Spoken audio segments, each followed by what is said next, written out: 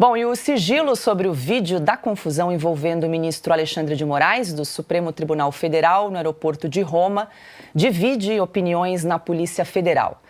De um lado, o ministro Dias Toffoli insiste em manter as filmagens armazenadas no próprio gabinete, sem direito à cópia para a defesa dos empresários ou para a Procuradoria-Geral da República. De outro, a Polícia Federal não submeteu as imagens à perícia técnica e se limitou a entregar um relatório de análise que não crava se houve mesmo agressões.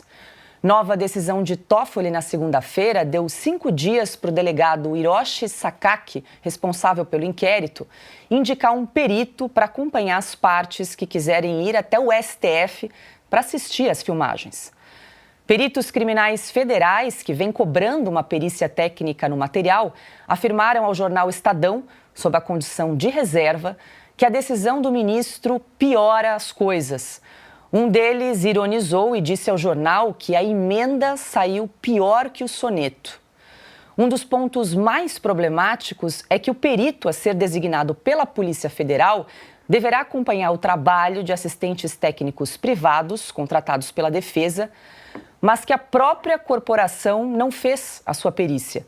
Ou seja, a defesa vai poder produzir um laudo para refutar um não laudo. Que confusão, hein, Alexandre Garcia? Muito boa noite, seja bem-vindo. Essa informação, essa notícia que a gente acaba de dar aqui em Oeste Sem Filtro tem muita relação com a reportagem de capa, né, escrita pelo Silvio Navarro, que trouxe essa cronologia dos fatos, esse panorama desde o último dia 14 de julho, nessa confusão aí no aeroporto de Roma. O ministro Dias Toffoli deu, então, 5 dias para a Polícia Federal nomear um perito que vai, então, acompanhar a defesa para assistir essas imagens que só podem ser exibidas nas dependências do Supremo Tribunal Federal. A história só piora. Alexandre, muito boa noite. Boa noite, Paula. Boa noite, querida Ana Paula, Silvio, Carlo. Só piora. Tem uma peça do Shakespeare, cuja tradução em português, o título é Muito Barulho por Nada. É o que está acontecendo. Muito barulho por nada, porque tudo indica que não houve o tapa. Porque se houvesse o tapa, esse vídeo, essas imagens já estariam disponíveis, em primeiro lugar, na mídia amiga, amistosa, propagandística. Estaria lá, olha aqui. Olha o tapa, está igualzinho aquele desenho do Globo. O pequeno filho, né, ficou menor, tinha aquele tamanho quando tinha uns 12 anos, o óculos saltando, meu Deus. Se houvesse isso, não teria o menor problema. Se tivesse havido tapa, todos nós já teríamos conhecido as imagens, é porque não houve. Não? Agora, para fazer uma perícia, se trabalha em computadores. O sujeito trabalha no computador do laboratório da perícia. Agora, vai lá no tribunal e vai dar uma olhadinha num monitor e já vai tirar a conclusão? É complicado. Outro dia a gente viu um estudo feito examinando a distância das pernas do suposto agressor e o suposto agredido. Não há tamanho de braço que consiga cobrir a distância equivalente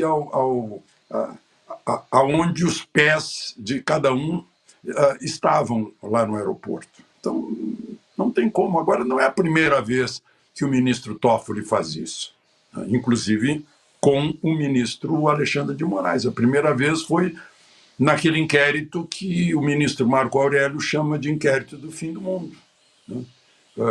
Aplicou regimento interno de algo que não aconteceu dentro do Supremo.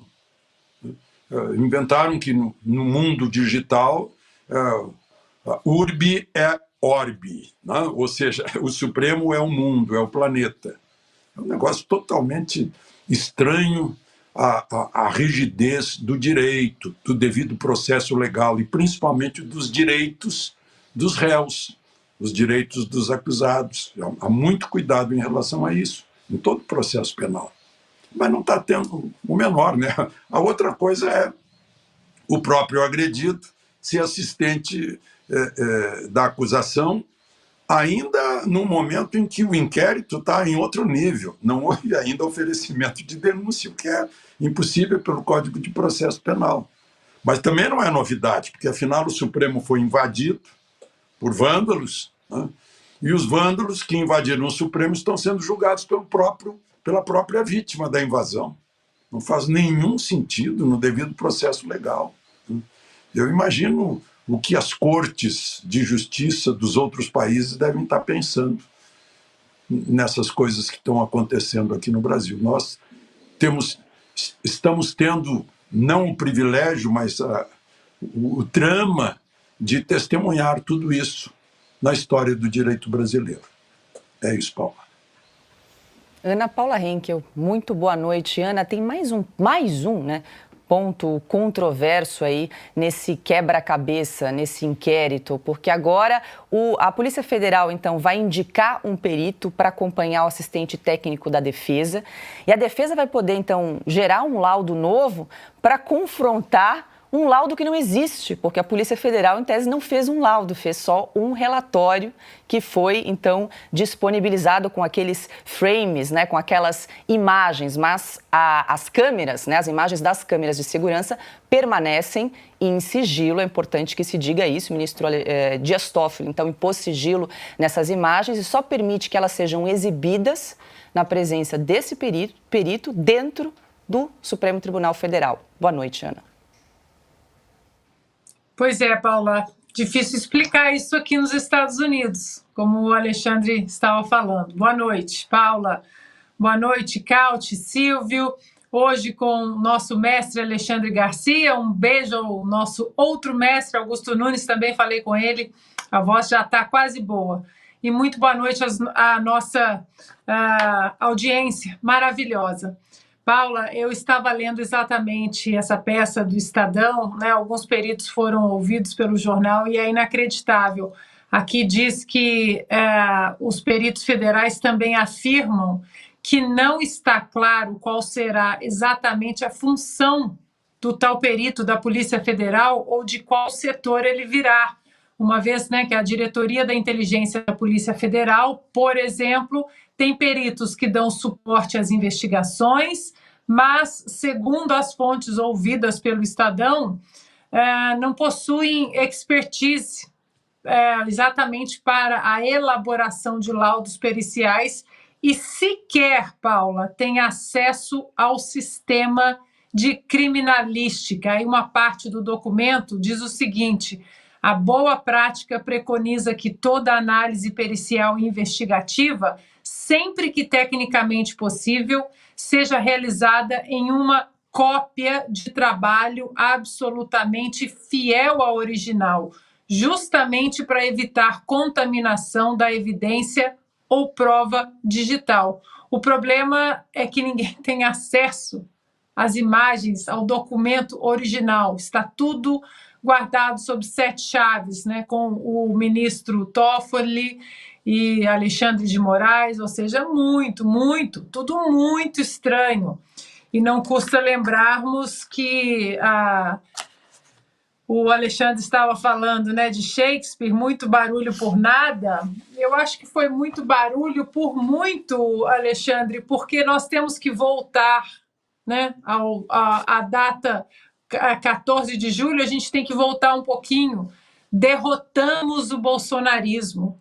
Isso, essa cortina de fumaça toda, esse barulho todo, essa confusão toda, agora dividindo a própria Polícia Federal, esse sigilo em imagens que deveriam ser públicas, afinal estamos falando de um aeroporto da Itália, esse sigilo todo, tudo isso para jogar para debaixo do tapete o derrotamos o bolsonarismo, falado pelo ministro Barroso num palanque da UNE, num palanque político, o ministro que hoje é presidente do Supremo Tribunal Federal, derrotamos o bolsonarismo. Ou seja, tudo isso para esconder o absurdo que um ministro que deveria apenas salvaguardar a Constituição disse, Paulo. É complicado. Hoje foi um dia complicado para explicar aqui para os americanos o que acontece na corte mais alta do Brasil.